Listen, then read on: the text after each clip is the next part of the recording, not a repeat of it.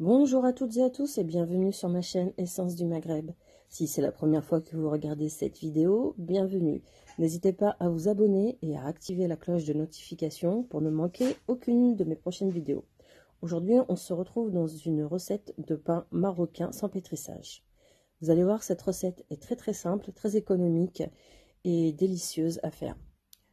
Donc, pour les ingrédients, nous aurons besoin d'un verre de semoule extra fine, l'équivalent de 110 grammes, 2 verres de farine complète, moi je préfère le pain complet, une demi-cuillère à café de sel, une cuillère à café de sucre, 8 grammes de levure sèche, ou alors 10 grammes de levure fraîche, en fonction de ce que vous avez, et de l'eau tiède. Donc là on ne voit pas puisque la tasse est noire, mais de l'eau tiède. Et je précise, l'eau doit être plus froide que chaude.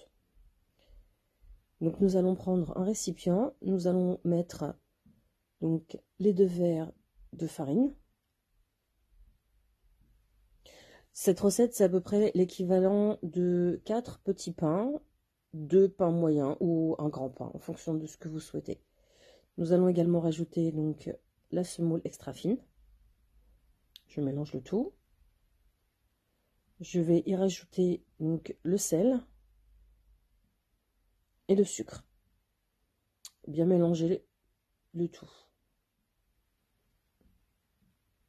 Donc pourquoi je mets le sel tout de suite? Puisqu'il ne faut absolument pas que le sel soit en contact avec la levure, sinon cela va empêcher la levure en fait de gonfler, de faire gonfler la pâte. Donc je prends ma levure et j'y verse un petit peu d'eau. Je mélange et je vais laisser la levure donc gonfler un petit peu. Vous pouvez également retrouver d'autres recettes sur ma chaîne Essence du Maghreb.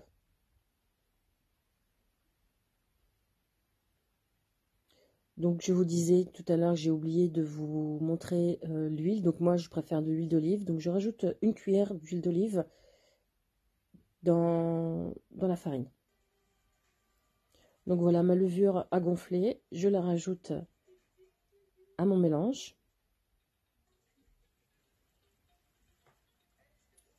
Et je mélange une première fois. Vous pouvez faire également cette recette au robot, hein. Mais moi j'ai une préférence pour le pétrissage à la main. Et encore, même pas le pétrissage. Parce que vous allez voir, il n'y a vraiment pas besoin de pétrir. Là, c'est vraiment juste, je mélange les ingrédients pour avoir une pâte bien homogène, bien lisse. Donc là, je rajoute l'eau au fur et à mesure et je mélange. Par contre, allez-y petit à petit. L'eau, n'allez pas d'un coup, puisque le risque, c'est d'avoir après une pâte beaucoup trop collante, beaucoup trop liquide.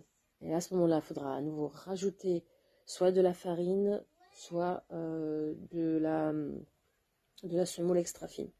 Donc autant y aller petit à petit du premier coup. Donc là, je mélange. Donc on voit que la boule, pardon, la pâte commence à se former. On touche et vous voyez qu'en fait la pâte n'est pas trop dure, n'est pas trop molle non plus. Donc j'ai rajouté juste un tout petit peu d'eau pour être sûr d'avoir une pâte bien lisse. Donc par la suite, avant de couvrir, je vais rajouter un petit peu d'huile sur le dessus pour éviter que cela ne forme une croûte et que la pâte se dessèche sur le dessus. Et donc là, je vais couvrir d'un film alimentaire. Alors cette petite cloche, en fait, il faut savoir que je l'ai achetée chez Action.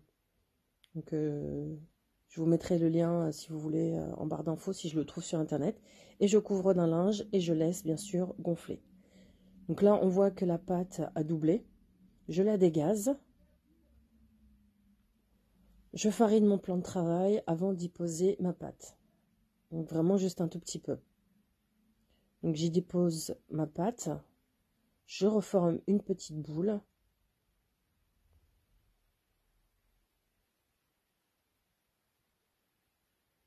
Voilà, sans trop pétrir, hein. Je vous disais que là, cette recette, ce qui est bien, c'est qu'il n'y a vraiment pas besoin de pétrissage. Je forme une petite boule. À partir de là, je vais former des pâtons. Donc moi, j'ai fait 4 petits pains. Chaque pain pèse à peu près, mais vraiment grosso modo, 100 grammes. À peu près, entre 90 et 100 grammes. Donc je remets un petit peu de farine sur mes pâtons. Et là, je vais les bouler. Donc former une boule.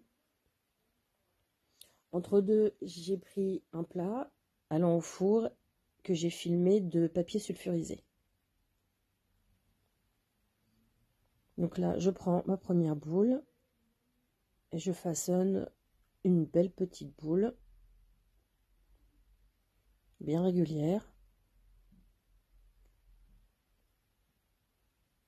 Voilà. On va faire la même chose avec les avec les 3 autres.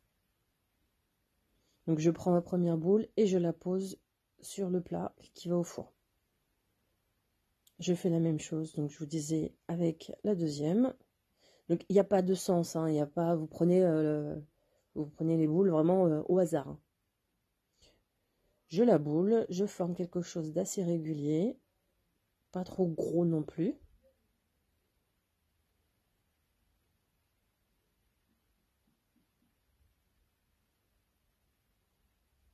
Et ensuite, pareil, je la pose sur le plat. Une fois mes 4 pâtons bien boulés, je les pose donc sur le plat et je les couvre à nouveau d'un linge propre pour à peu près 10 minutes, pas plus, le temps qu'ils poussent un petit peu. Donc au bout de 10 minutes, ma pâte a gonflé. Et là, je vais former mes petits pains. Donc je vais abaisser ma pâte et surtout avoir quelque chose de bien régulier, d'avoir une forme assez jolie. Et on la baisse vraiment jusqu'à obtenir une pâte d'environ 1 cm de hauteur. Puisqu'après, de toute façon, on va à nouveau laisser gonfler la pâte. Donc, n'ayez pas peur vraiment de la baisser au maximum. Pas trop non plus, donc pas comme une forme de galette, mais vraiment quelque chose d'assez fin. Donc là, j'aplatis, toujours bien entendu, soit avec les doigts, soit avec la paume de la main. Moi, je vous conseille, si c'est la première fois, je vous conseille vraiment de le faire avec la paume de la main et d'y aller vraiment petit à petit, doucement. Donc voilà. Là, je vais couvrir à nouveau et laisser pousser jusqu'à ce que ça double de volume, double ou triplé. Donc après, en fonction de la pièce dans laquelle vous êtes, ça peut varier. Une demi-heure, 1 heure et demie, ça dépend vraiment du temps. Comme vous pouvez voir, mes pains ont très bien gonflé, ils sont magnifiques. J'ai mis mon four à chauffer à 180 degrés. Je les perce, donc je fais un petit trou, donc soit avec une fourchette, soit avec une cuillère, soit avec un couteau, c'est comme vous voulez. Et j'enfourne. Donc après, en fonction de vos fours, vous regardez, il faut vérifier toujours la cuisson, il faut que ça ait une couleur bien dorée. Et voilà, nos pains sont prêts à être dégustés. À la sortie du four, je vous conseillerais de les mettre dans un linge ou dans une serviette, histoire qu'ils ne durcissent pas et qu'ils restent bien moelleux et prêts à être dégustés. Donc, soit avec un bon tagine. Donc, si vous voulez des recettes, n'hésitez pas à regarder sur ma chaîne. Donc, je vous dis à bientôt et n'oubliez pas